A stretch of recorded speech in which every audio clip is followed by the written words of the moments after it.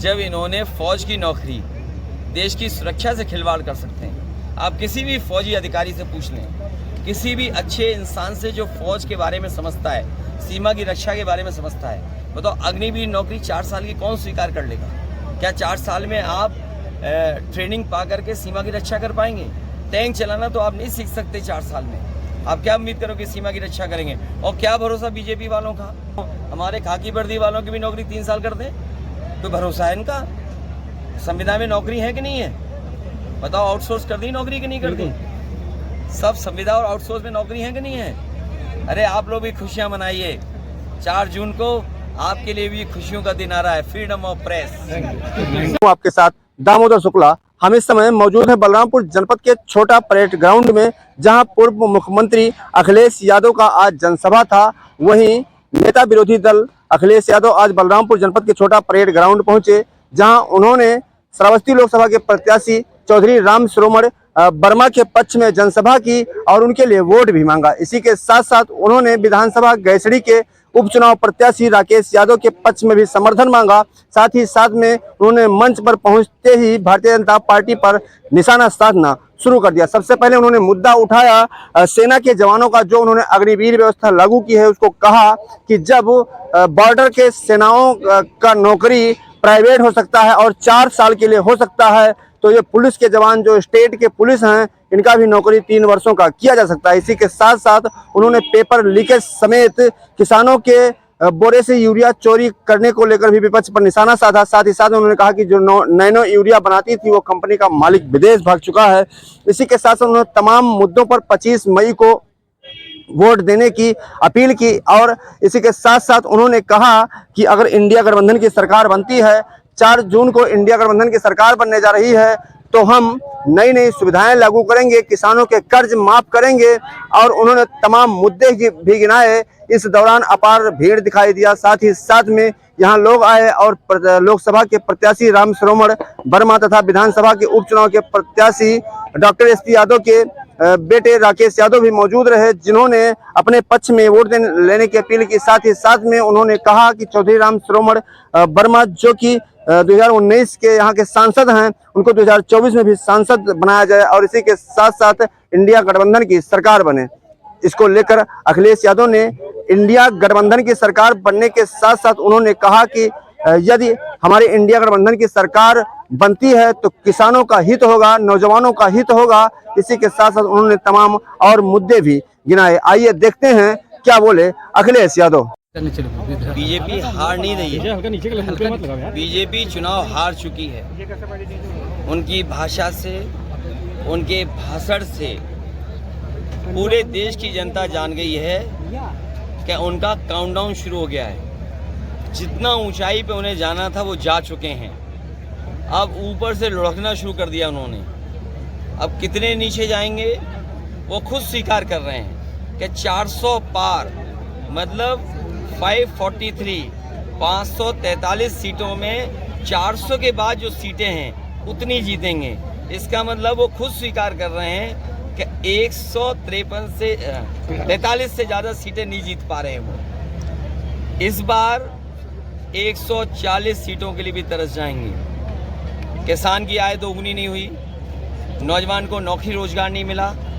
जो निवेश के सपने दिखाए थे कि इतने लाख करोड़ का लखनऊ में निवेश आया है, 1 डिस्ट्रिक्ट 1 प्रोडक्ट, डिफेंस एक्सपो और G20, न देश की जनता, उत्तर प्रदेश की जनता इन्वेस्टमेंट मीट भूली है, न डिफेंस एक्सपो भूली है, न G20 के आयोजन भूली है। और 1 डिस्ट्रिक्ट 1 प्रोडक्ट, उसका क्या ज़मीन पर दिखाई दे रहा है। इसलिए नौजवान जो बेरोजगार है, 90% नौजवान बेरोजगार रह गया। हर परीक्षा इन्होंने पेपर लीक करा दिया। अभी आखिरी में जो पुलिस भर्ती हुई उसका भी पेपर सरकार ने जानबूझ करके लीक करा दिया। क्या बीजेपी की सरकार उत्तर प्रदेश में, बीजेपी की सरकार हरियाणा में, और इनका पेपर लीक हो रहा है। सरकार नौकरी नहीं देना चाहती, जानबूझ करके पेपर लीक करा है। इनकी नीयत कभी साफ नहीं रहती है। जब इन्होंने फौज की नौकरी, देश की सुरक्षा से खिलवाड़ कर सकते हैं। आप किसी भी फौजी अधिकारी से पूछ लें, किसी भी अच्छे इंसान से जो फौज के बारे में समझता है, सीमा की रक्षा के बारे में समझता है, बताओ, अग्निवीर नौकरी 4 साल की कौन स्वीकार कर लेगा? क्या 4 साल में आप ट्रेनिंग पा करके सीमा की रक्षा कर पाएंगे? टैंक चलाना तो आप नहीं सीख सकते 4 साल में। आप क्या उम्मीद करो कि सीमा की रक्षा करेंगे? और क्या भरोसा बीजेपी वालों का, जिन्होंने नोटबंदी कर दी हो, बैंकें डुबा दी हो, हमारे खाकी वर्दी वालों की भी नौकरी 3 साल कर दें? कोई भरोसा है इनका? संविधान में नौकरी है कि नहीं है? बताओ, आउटसोर्स कर दी नौकरी कि नहीं कर दी? सब संविदा और आउटसोर्स में नौकरी है कि नहीं है? अरे आप लोग भी खुशियां मनाइए। 4 जून को आपके लिए भी खुशियों का दिन आ रहा है, फ्रीडम ऑफ प्रेस।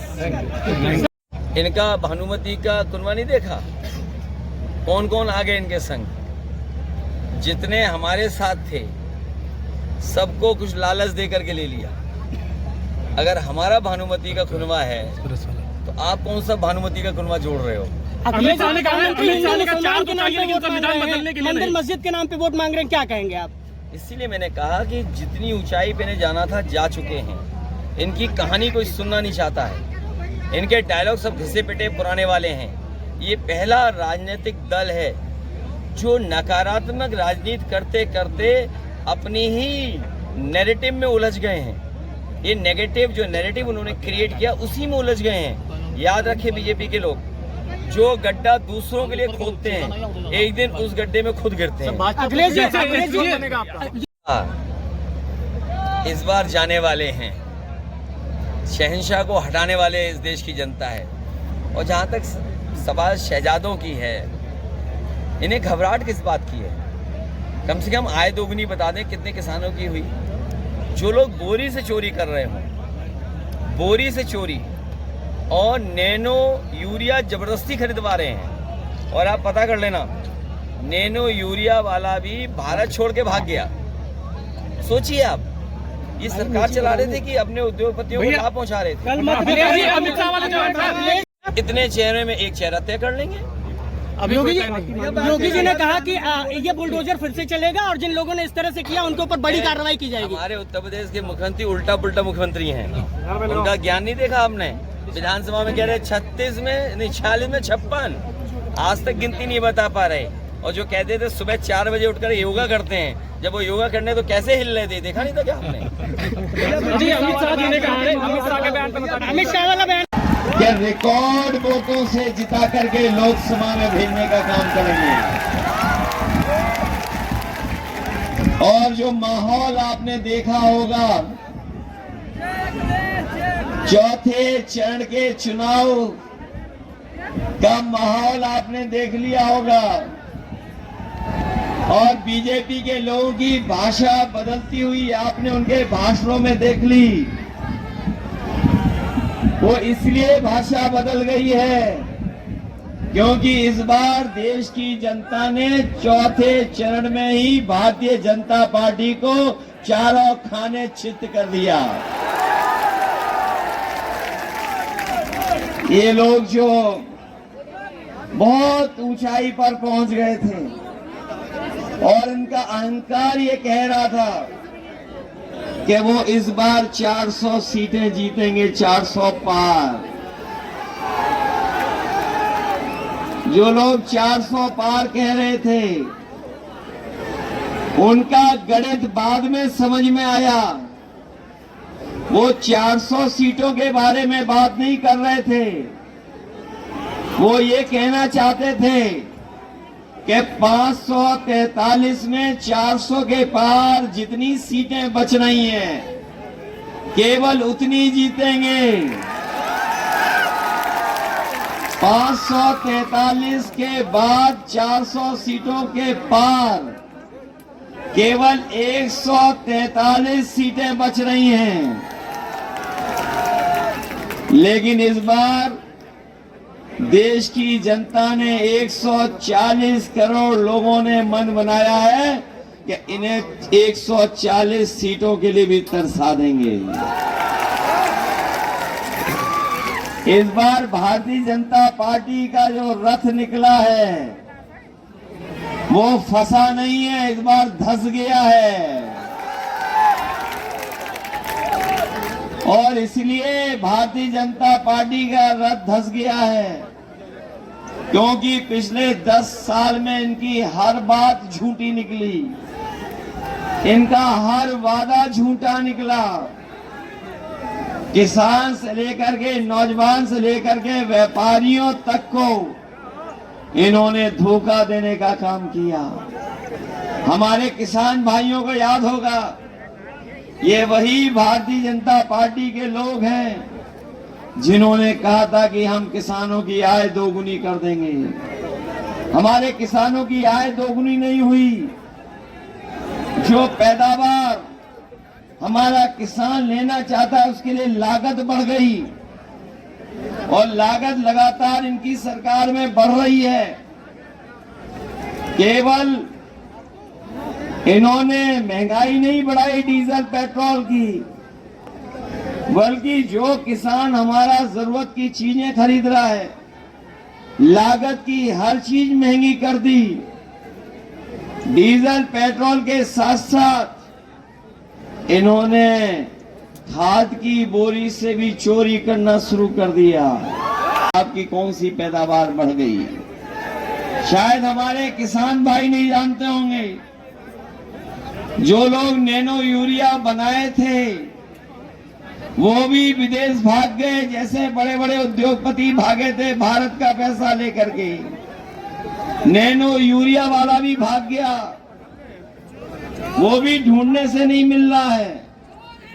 इसलिए आपसे हम निवेदन करने आए हैं, ये भारतीय जनता पार्टी के लोग वही हैं जिन्होंने काले कानून लाने का काम किया था, और अगर वो काले कानून लागू हो गए होते तो हमारे किसानों की पैदावार की तो लूट कर ही लेते, उनकी जमीनों पे भी कब्जा करना शुरू कर देते।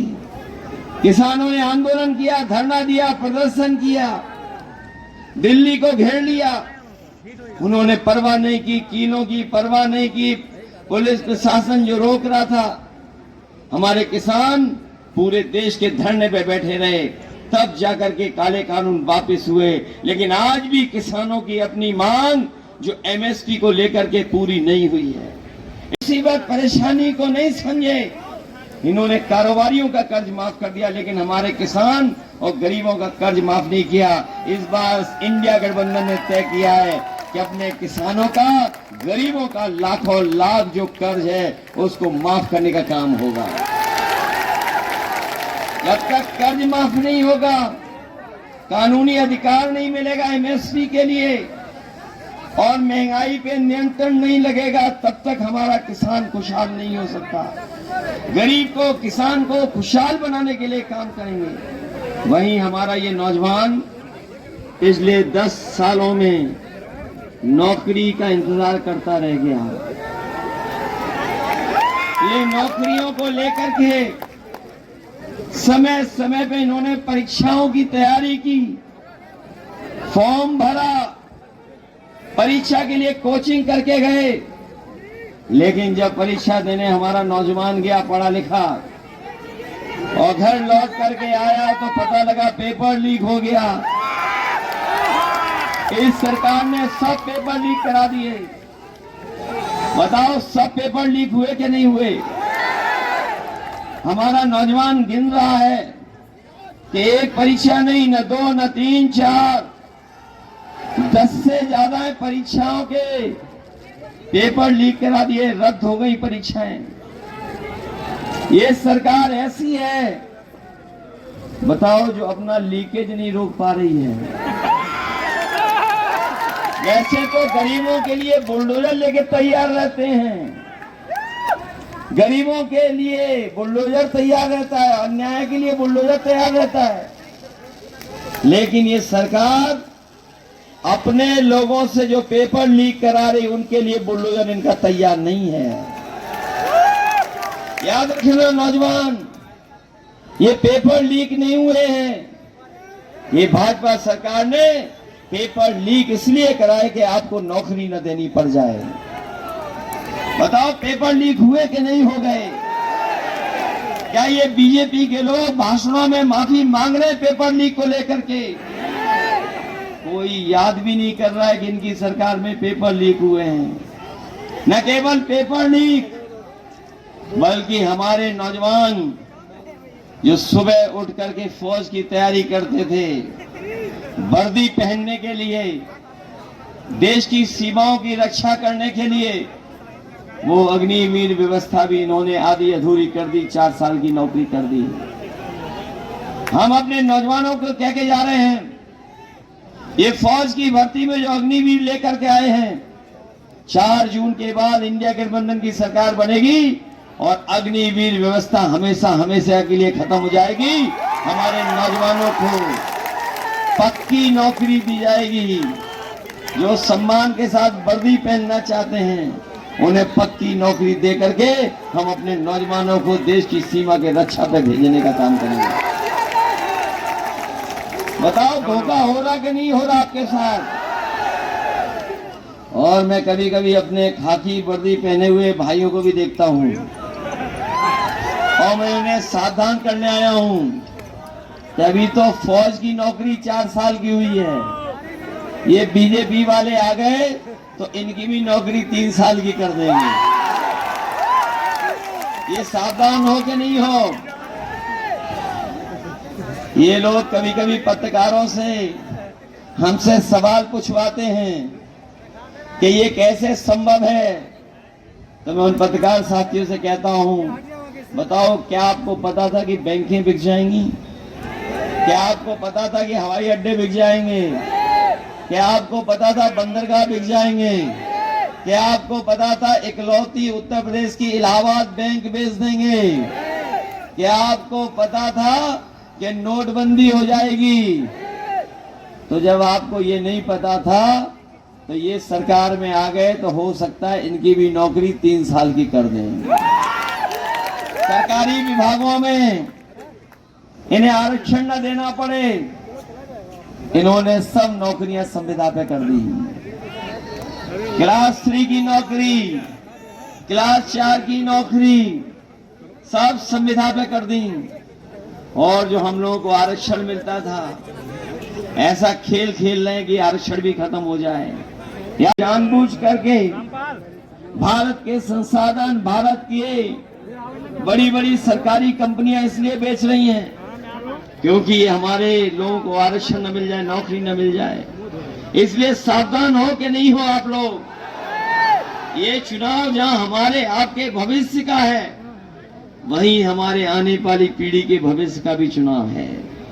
ये संविधान बचाने का भी चुनाव है, ये लोकतंत्र बचाने का चुनाव है।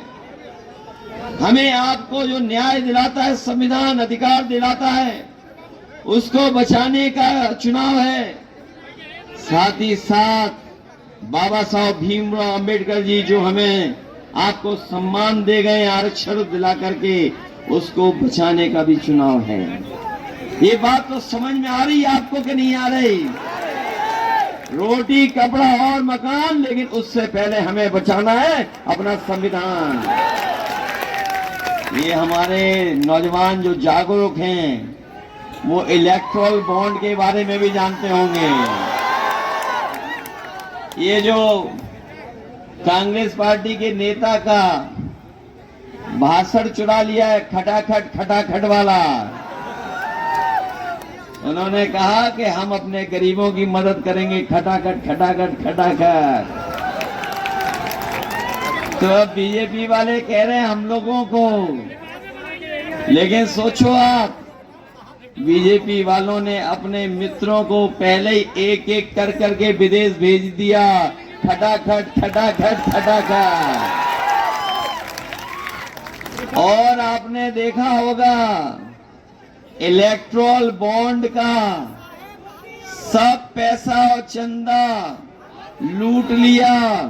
जो लोग कहते थे कि ना खाएंगे ना खाने देंगे, उन्हें डकार भी नहीं आई। बताओ, लूट लिया, डकाडक के लिए लूट लिया। और अब जनता ने भी मन बना लिया है कि जब वोट डालेंगे तो उन्हें भगा देंगे फटाफट। बताओ, इनके खिलाफ वोट डालोगे कि नहीं डालोगे? इन बीजेपी वालों से सावधान हो। इन बीजेपी वालों पर भरोसा तो नहीं करोगे? इन्होंने महंगाई बढ़ा दी कि नहीं बढ़ा दी? नौजवान जानते होंगे इनकी मोटरसाइकिल कितने रुपए की आती थी 10 साल पहले, और आज कितने की आ रही है। जो गरीब अपनी साइकिल खरीद लेता था, बताओ आज साइकिल कितने रुपए की आ रही है। दवाइयां महंगी हो गई कि नहीं हो गई। हमारे देश के प्रधानमंत्री आए तो कह के गए थे कि हमें 2 हफ्ते दे दीजिए, 15 दिन के अंदर जानवर वाली समस्या को समाधान कर देंगे। लेकिन बताओ आपको खेतों पे तार लगाने पड़ रहे हैं कि नहीं लगाने पड़ रहे हैं। जंगल की समस्या, जो जंगल से जानवर आ रहे हैं, उससे हमारे लोग भी सुरक्षित नहीं बचे हैं। इन्होंने वैक्सीन लगवा दी, हमें आपको सबको वैक्सीन लगवा दी, और हमारे पुलिस के भाइयों को तो जबरदस्ती वैक्सीन लगवा दी। और जबरदस्ती लगाई वैक्सीन के नहीं। और अब तो बात खुल गई कि जिन्होंने वैक्सीन लगवाई उन्हें हार्ट की या और बीमारी जल्दी हो जाएंगी। बताओ ये हमारे आपकी जान के पीछे पड़े हैं कि नहीं पड़े हैं। और अब ये कह रही है कंपनी जिसने वैक्सीन लगाई कि अब हम वैक्सीन आपसे वापस ले लेंगे। बताओ जो शरीर में वैक्सीन चलेगी वो वापस कैसे आएगी। कोई तरीका है वापस लाने का। ये सरकार तो पूरा उल्टा पुल्टा सरकार है।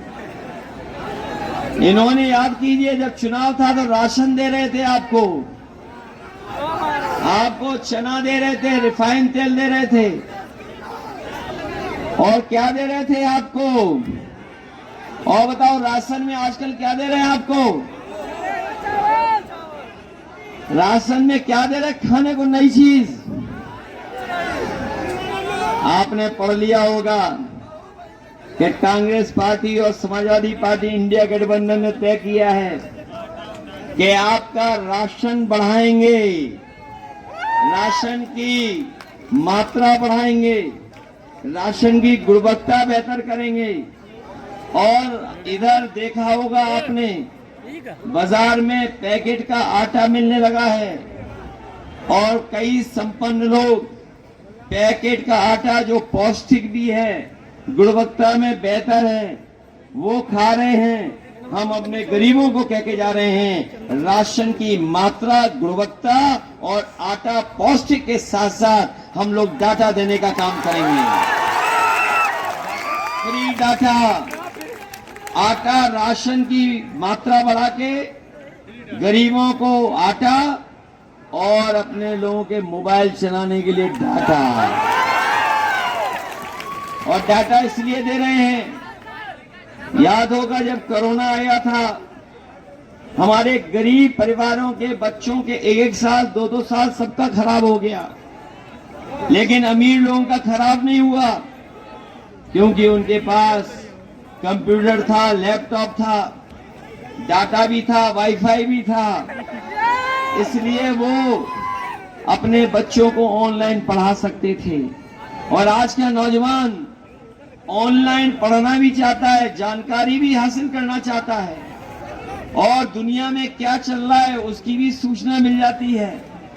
आज ये जितना खाना पीना जरूरी है, उतना ही आटे के साथ डाटा जरूरी हो गया है।